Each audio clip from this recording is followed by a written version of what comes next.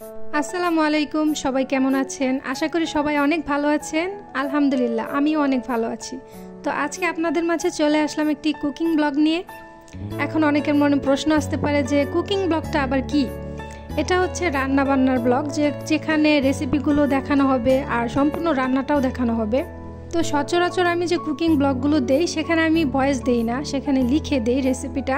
তো আজকে ভয়েস দেওয়ার একটা কারণ আছে, সেটা হলো আপনারা অনেকে হয়তো জানেন না যে আমি টিকটক, ইউটিউব এবং ফেসবুক পেজ সব জায়গায় রান্নার ভিডিওগুলো ছেড়ে থাকি। তো ইদানিং আমার একটা কমন প্রশ্ন আসছে, যেটা হলো আমি মাছ রান্নায় কেন আদা রসুন বাটা দেই না। তো এই প্রশ্নটা আমি এত পাইছি যে আমি টিকটকে মনে হয় আমার এই প্রশ্নটা প্রতিটা কমেন্টের পরে পরে এই একটা প্রশ্ন আছে যে আমি কেন আদা রসুন বাটা খাই না, আর আমি আদা রসুন বাটা ছাড়া কিভাবে তরকারি খাই, আমার ফ্যামিলির লোকজন কিভাবে খায়। তো তাদের উদ্দেশ্যেই বলছি, আমি ছোটোবেলা থেকে কখনোই আমার মা খালা চাচিদেরকে দেখিনি তারা মাছ রান্নাতে আদা রসুন দিতে। আর আমাদের ময়মনসিংহে মনে হয় বেশিরভাগ মানুষই মাছ রান্নায় আদা রসুনটা ব্যবহার করে না, হয়তো কয়েকজন করে, তবে আমি দেখি নাই। আর আমার হাজব্যান্ডও ছোটোবেলা থেকে এভাবেই খেয়ে বড় হয়েছে।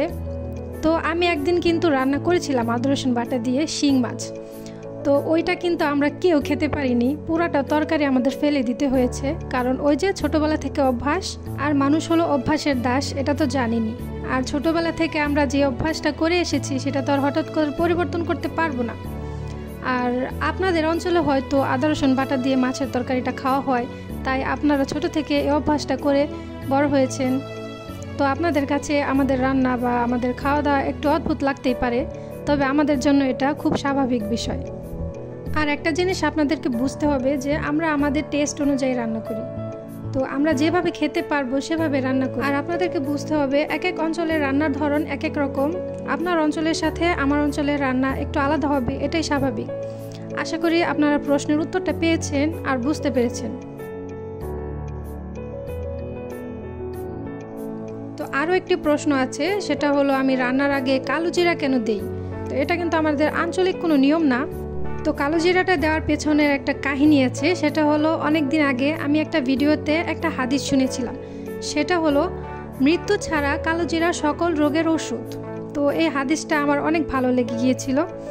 তো তারপর থেকে আমি তরকারিতে এই কালো জিরাটা দেওয়ার চেষ্টা করি। আরও একটি কারণ হলো আমার যেহেতু দুইটা ছোট ছোট বাচ্চা আছে, আর তারা কিন্তু প্রচণ্ড ঠান্ডা জ্বরে ভোগে, তারা কিছুদিন পর পর অসুস্থ হয়ে পড়ে। তো আমার কাছে মনে হয় যে তরকারিতে কালো জিরাটা দেওয়াতে যদি তাদের একটু হলে উপকার হয়, তো ওই যে মনের একটা শান্তি আছে না, ওই শান্তির জন্য তরকারিতে যে কালো জিরাটা দিয়ে থাকি।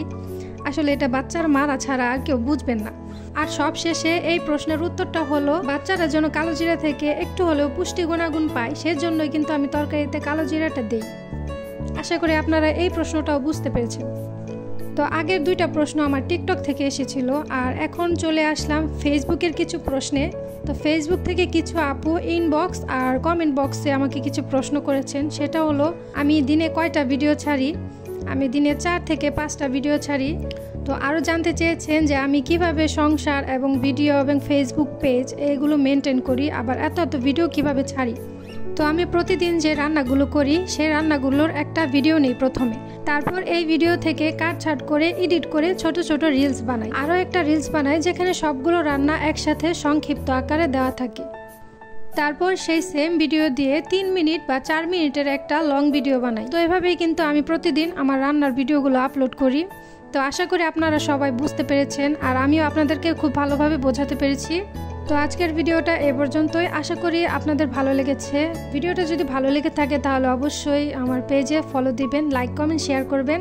আর যদি আপনি ভিডিওটা ইউটিউব থেকে দেখে থাকেন তাহলে অবশ্যই আমার চ্যানেলটা সাবস্ক্রাইব করে পাশে থাকবেন। ধন্যবাদ।